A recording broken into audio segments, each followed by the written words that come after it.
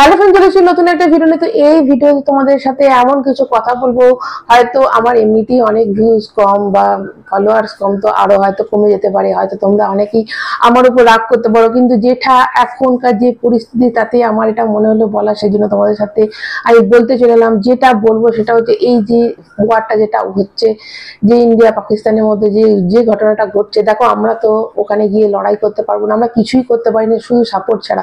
কিন্তু এই সাপোর্টটাই যখন কোনো জায়গা থেকে আসে না, তখন খুব খারাপ লাগে। এই যে ফিল্ম ইন্ডাস্ট্রি বলো, ফিল্ম ইন্ডাস্ট্রির আমি তো কাউকে দেখলাম না যে কিছু, খুব কম কিছু অ্যাক্টর অ্যাক্ট্রেস ছাড়া আমি তো দেখলাম না যারা ঝাঁপিয়ে পড়েছে বা যারা একটা টুইট করেছে বা একটা মেসেজ করেছে যে হ্যাঁ আমাদের এই যে জওয়ানদের জন্য আমরা স্যালিউট। যারা কত মানুষ, সাধারণ মানুষ মরে গেছে, কত কালকে একজন মারা গেল ফাইট করতে গিয়ে। তো জানো ওরা যে সিজ ফায়ার হওয়ার পরও আবার যেটা স্টার্ট হয়ে গেছে, তো তাতে একজন মারা গেছে, শহীদ হয়েছেন একজন।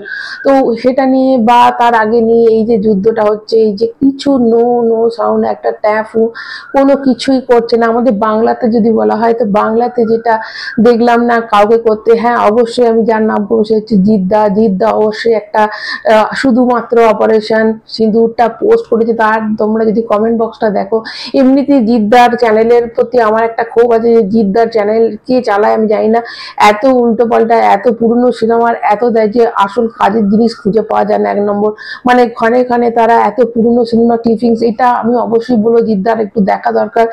যে ফেসবুক হ্যান্ডেলটা যারা চালায় তারা এত মাত্রায় মানে সিনেমার দিয়ে দেয় যাতে মানে কোনো আসল কিছু পাওয়া যায় না। তো সেখানে তোমরা যদি দেখতে পাও, মানে দেখো গিয়ে, জাস্ট একটা অপারেশন সিন্দুর বলে একটা পোস্ট করেছিল জয় হিন্দ বলে, সেখানে এত ক্রিটিসাইজ করা হয়েছিল। তো এই ভয় হয়তো দেয় না, তো এই ভয়টা পাওয়ারও তো কোনো দরকার নেই, তাই না? এই সময় তো অবশ্যই সবাই চাইবে, ইন্ডিয়ান আর্মিরা যখন দেখবে যে হ্যাঁ আমরা যেমন আমাদের যে আমাদের বাঁচাতে ইন্ডিয়ান আর্মিরা যখন ওখানে গিয়ে লড়ছে, তখন আমাদের পাশেও গোটা ভারতবাসী দাঁড়িয়ে আছে। তো এটা একটা ভাবার খুব, মানে এটা একটা আমাদের তাদের প্রতি দেওয়া একটা ছোট্ট মতো গিফট, আর কিছুই না। কিন্তু সেখানে তোমরা যদি দেখো জিদ্দাকে কিভাবে ক্রিটিসাইজ করেছে, সবাই বলেছে আনফলো করব, মানে প্রচন্ড প্রচন্ড ভাবে আমরা, তুমি আবার সেই ইয়েতে নামলে বিভাজন করছো, হ্যানা ফ্যানাও তো অনেক। তোমরা যারা গিয়ে যদি সাপোর্ট করতে পারো তো অবশ্যই গিয়ে সাপোর্ট করবে। সত্যি এখানে জিদ্দা, হ্যাটস অফ যে জিদ্দা একটা পোস্ট করেছে, কিন্তু আমি আর বাকি কাউকে কিন্তু দেখিনি যে পোস্ট করেছে। অবশ্যই আমার হয়তো ভুল হতে পারে, তোমরা যারা যারা এরকম পোস্ট করেছে বা সাপোর্ট করেছে অবশ্যই কমেন্ট সেকশনে লিখে দিয়ে যাবে। তো আমি তাদের গিয়ে চেক করবো। আমি তো মানে আমি খুব কম সংখ্যকই দেখেছি, আমি দেবদা এবং জিদ্দারটাই দেখলাম, তো আমি তো দেখতে পাইনি যে দেবদা দিয়েছে।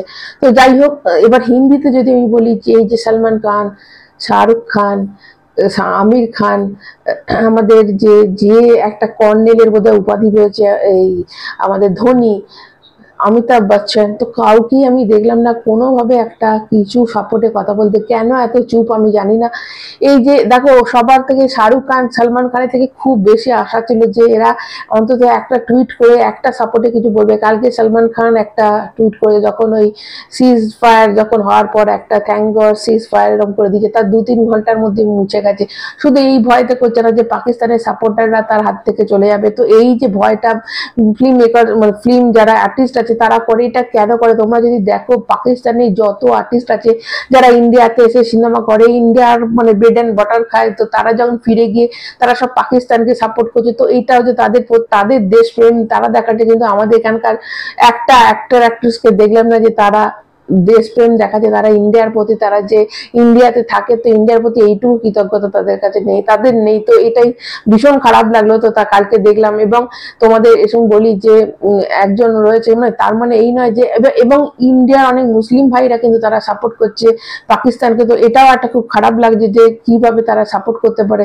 দেখো সবার আগে ভালোবাসা, এবং ভালোবাসাটা নিজের দেশকে ভালোবাসার থেকে আর বড় তো কিছু হতে পারে না। তো এই জায়গাটাই কোথাও একটু খারাপ লাগে। তোমাদের বলি যে হাফিজি বলে যে যে মানে ফুলকে, মুসলিম হয়ে ফুলকে কিন্তু আমাদের ইন্ডিয়াকে সাপোর্ট করেছে। এবং আরেকজনের নাম তার হচ্ছে ফলক নাজ, যে একটা হিন্দি টিভি অ্যাক্ট্রেস। তো তার একটা বেশ সুন্দর ভিডিও এসেছে, এবং কেন যে মানুষ মুসলিমদের মানে সাপোর্ট করতে পারে না সেটা নিয়ে এটা খুব সুন্দর লিখেছে সে, মানে লিখেছে না ভিডিওতে বলেছে। এবং वो मुस्लिम्स पे भरोसा क्यों नहीं कर पाते, मुझे अभी उसका जवाब समझ में आ रहा है। वो इसलिए नहीं कर पाते क्योंकि जब इस तरह के हालात पैदा होते हैं ना, तो इन लोगों की वजह से, जो कुछ मेरे मुस्लिम सो कॉल्ड भाई बहन है, वो ऐसे वक्त में कुछ बोलते ही नहीं है। यकीन दिलाना पड़ता है, आपको वो भरोसा कमाना पड़ता है। तो मुस्लिम के अंदर तो ये बोला गया है कि सबसे पहले मोहब्बत आप अपने देश से करो।